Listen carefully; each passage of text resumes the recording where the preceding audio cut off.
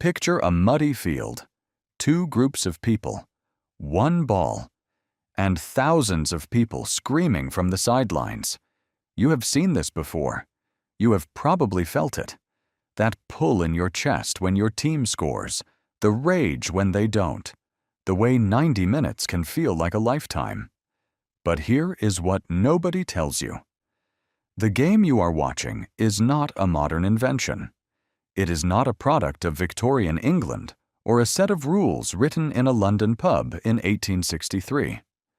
The real reason humans started playing soccer reaches back thousands of years. And the answer has almost nothing to do with sport. It starts with a head. Not a ball, a head.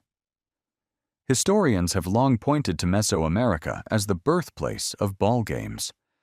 The Olmec civilization, which flourished along the Gulf Coast of what is now Mexico between 1500 and 400 BCE, left behind evidence of a game played with a rubber ball on a narrow stone court.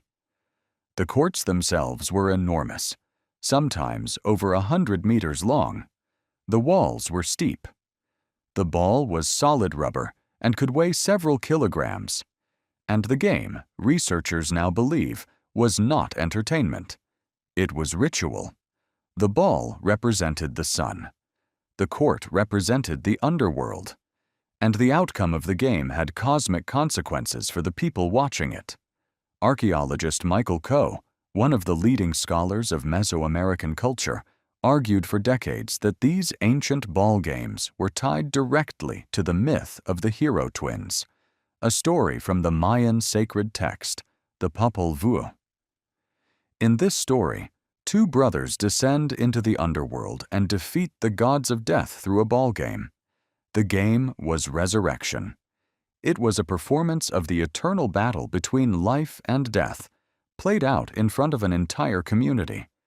The losers in some versions of this ritual were sacrificed. The winners became gods. This was not a sport. This was theology with a ball. Now move forward in time. Move east.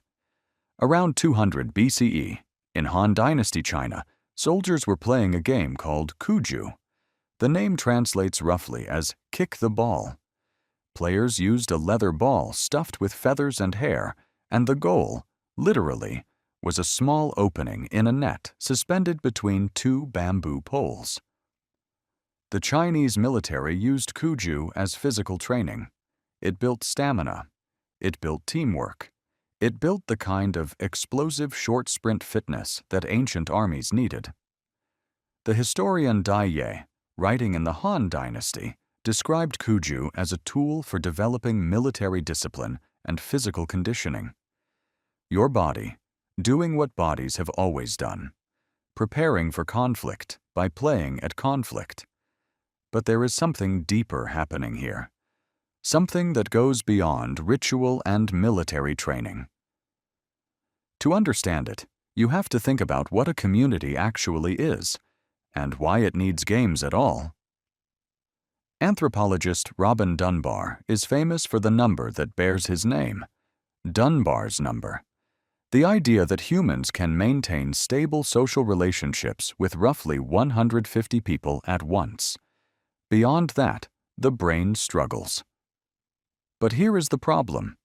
Human communities have always needed to be larger than 150 people to survive. You need more hunters, more farmers, more warriors, more bodies to defend the village. So how do you hold a group of 500, 1,000, 10,000 people together? How do you make strangers feel like kin? You give them a team. Dunbar's own research suggests that shared ritual and synchronized physical activity, moving together, cheering together, groaning together, triggers the release of endorphins in the human brain. The same chemical that floods your body after exercise also floods it when you are part of a crowd experiencing the same emotional moment. A goal, a save, a last-minute comeback. Your brain, in that moment, is doing something ancient. It is bonding you to strangers. It is expanding your social circle beyond what evolution said was possible. This is why the game spread. Not because it was fun, though it was. Not because it was easy to play, because it wasn't. It spread because it solved a fundamental human problem. How do you make people care about each other? How do you build loyalty in a group large enough to survive? You make them bleed for the same colors. In medieval Europe, versions of mob football were played across entire villages. There were no rules, no referees, sometimes no fixed goal. Hundreds of people would chase a pig's bladder across fields and through streets, from one end of a town to another. The games were violent. Bones were broken. People died. And yet they were played every year, often on Shrove Tuesday, as a kind of collective release, an explosion of physical energy that bound the community together through shared chaos. The English crown tried to ban these games multiple times. In 1314, King Edward II issued an edict prohibiting football in London because of the noise and tumult. People played anyway, because this was not a game you could simply outlaw. It was a social need, wearing the costume of recreation. Here is where the story turns strange. Here is where the science stops matching what you thought you knew. Researcher Norbert Elias spent decades studying what he called the civilizing process, the way human societies gradually moved toward controlling violence, regulating behavior, and channeling aggression into socially acceptable forms. And he argued that modern sport, soccer included, is not the elimination of violence. It is the management of it. When the Football Association codified the rules of association football in 1863, they were not inventing a game. They were putting a fence around something ancient and dangerous. They were saying, here is how we play the war without anyone dying. The offside rule is a boundary. The penalty box is a territory. The referee is a neutral authority whose job is to stop the fighting from becoming real. Every single rule of soccer is a civilized negotiation with the part of your brain that still wants to win at all costs. The part that is still, somewhere deep in its circuitry, calculating whether the other tribe is a threat. Because your brain does not know it is watching soccer, not really.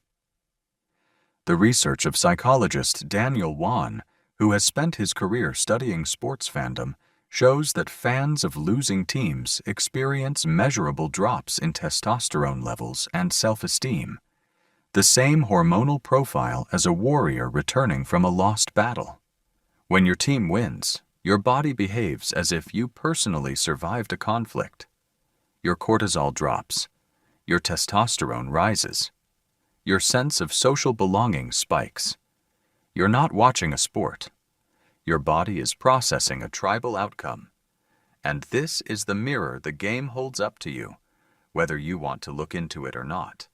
Every time you pull on a jersey, every time you paint your face, every time you stand in a stadium and feel your chest vibrate with the roar of 60,000 people around you, you're doing something your ancestors did on a stone court in the Yucatan, on a muddy field outside a Chinese garrison, in a town square in medieval England.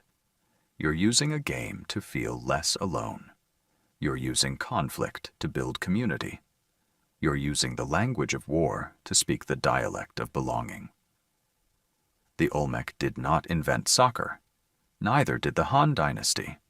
Neither did the Victorians. Every civilization that has ever existed has independently invented some version of this game, because every civilization has faced the same problem. People are tribal.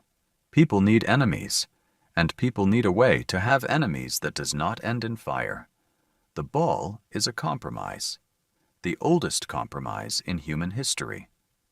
So the next time you watch a match and feel your pulse climb, the next time your team scores and you throw your arms around a stranger, understand what is actually happening.